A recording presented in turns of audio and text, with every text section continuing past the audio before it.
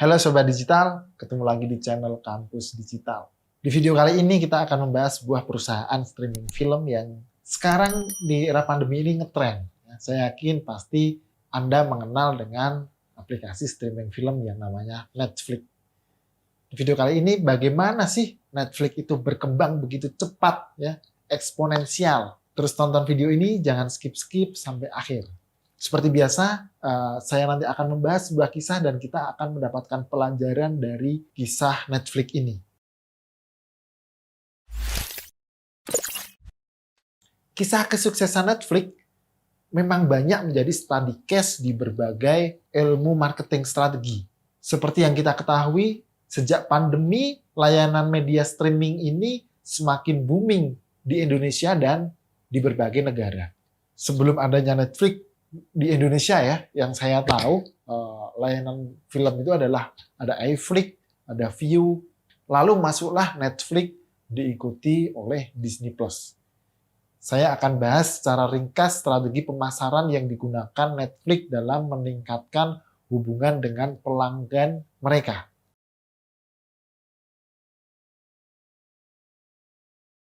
Netflix Inc. adalah salah satu penyedia layanan media streaming digital yang berkantor pusat di Los Gatos, California.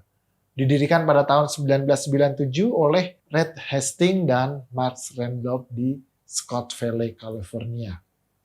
Poin khusus dalam strategi pemasaran yang diterapkan oleh Netflix adalah Netflix berhasil membuat pengelolaan big data dengan Customer Relation Management atau CRM. Di saat kita menonton, Netflix juga menonton kita. Itu adalah strategi Netflix. Jadi saya ulang, di saat kita menonton di Netflix, Netflix juga menonton kita. Big data di sini yang saya maksud adalah data pelanggan atau subscriber.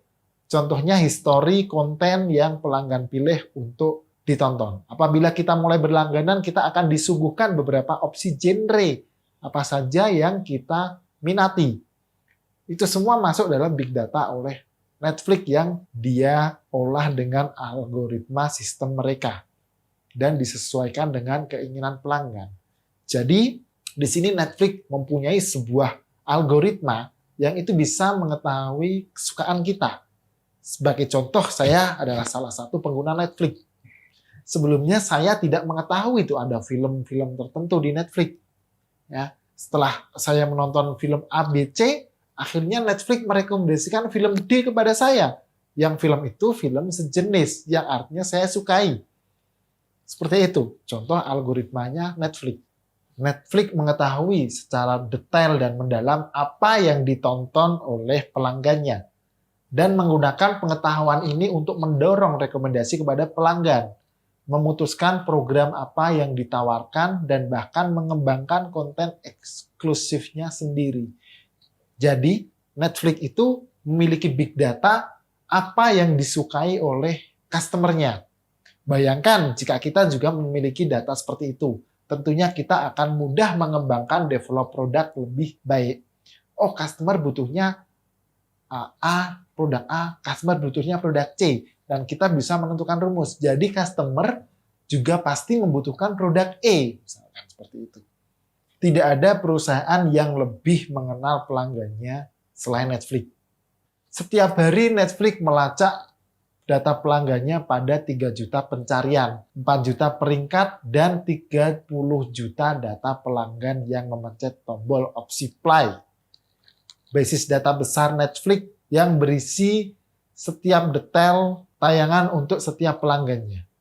Netflix merekam semua aktivitas pelanggannya, mulai dari menonton apa, mereka nonton jam berapa, perangkat apa yang dipakai, lokasi mana dia menonton, dan menekan tombol jeda maju atau percepatan selama program. Apa yang bisa didapatkan dari hal ini?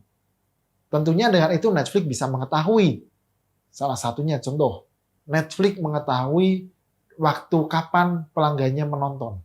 Netflix mengetahui video itu dijeda atau dipercepat di bagian yang mana. Artinya, kalau dipercepat itu artinya pelanggannya tidak suka pada bagian tersebut. Yang akhirnya Netflix bisa mengevaluasi konten yang dibuatnya. Netflix melengkapi database yang sudah sangat besar ini dengan informasi konsumen yang dibeli dari Nielsen, Facebook, Twitter, dan sumber lainnya. Akhirnya, perusahaan mempekerjakan para ahli untuk mengklasifikasi setiap video pada ratusan karakteristik. Jadi, Netflix ini sudah mengelompokkan karakteristik para pelanggannya. Oh, si A, kelompok ini sukanya seperti ini. Si B, kelompok ini sukanya di sini, masuknya seperti itu. Seperti bakat, aksi, nada, genre, warna, volume, pemandangan, dan banyak lagi. Menggunakan basis data yang kaya. Netflix membuat profil pelanggan terperinci berdasarkan kebiasaan dan preferensi menonton individu. Kemudian, menggunakan profil ini untuk mempersonalisasi pengalaman atau experience menonton setiap pelanggannya. Menurut Netflix, ada 40 juta versi Netflix berbeda untuk setiap pelanggan individu di seluruh dunia. Huruf R dalam strategi CRM oleh Netflix yang berarti relationship. Ini adalah hal yang membuat Netflix sukses. Mereka berhasil membangun hubungan dengan pelanggan dan memberikan konten eksklusif setiap harinya. Misalkan Netflix menggunakan data tentang riwayat penayangan untuk membuat rekomendasi yang personalisasi, mengarungi 60.000 judul untuk memutuskan apa yang ditonton akan bisa sangat melelahkan. Jadi ketika pelanggan baru mendaftar, Netflix meminta mereka untuk menilai minat mereka terhadap apakah? Terhadap genre, TV, yang itu sudah ditiru oleh beberapa platform lainnya sekarang. Jadi Netflix melakukan semacam riset terlebih dahulu pada pelanggan awalnya. Sebelum tahun 2007, Netflix mengoleksi data seperti customer ID, movie ID, ratingnya, dan waktu menontonnya. Baru setelah tahun itu, semakin banyak data-data yang di-grab oleh Netflix. Tapi itu baru permulaan.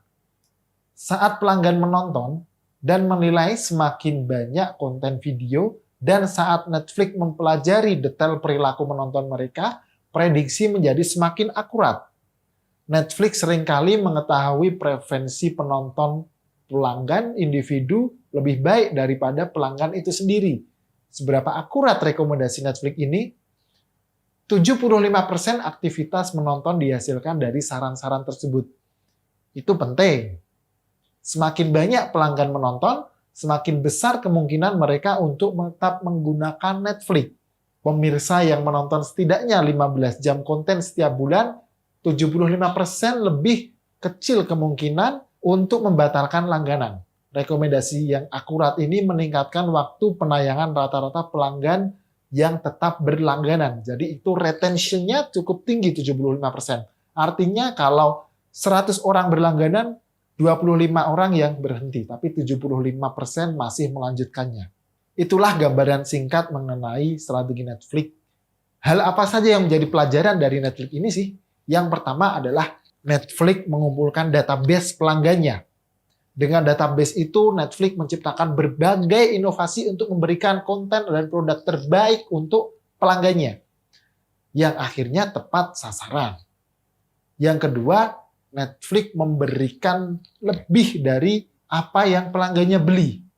Misalkan, saya ingin hanya sekedar menonton film, tapi Netflix memberikan film-film yang itu lebih dari ekspektasi saya. Setelah saya menonton film A, saya direkomendasikan film A, B, C, D, E, sampai Z, yang itu tidak ada habisnya. Hal itu membuat Netflix akhirnya membuat studio produksi sendiri karena dia ingin membuatkan konten yang personal bagi pelanggannya. Pelajaran kedua tentang konten personal. Artinya Netflix memiliki database yang sangat besar sekali hingga konten personal ini bisa dia klasifikasi. Artinya dia memberikan produk yang tepat pada setiap penggunanya. Yang ketiga adalah dengan ini Netflix sangat menjaga customer retention bagi pelanggannya. Terbukti 75% pelanggannya mau melanjutkan berlangganan. Oke, itu 3 hal yang bisa kita ambil dari strategi pemasaran Netflix. Kalau video ini bermanfaat, jangan lupa like, share, bunyikan lonceng untuk mendapatkan video-video terbaru dari Kampus Digital. Sampai jumpa di video-video selanjutnya.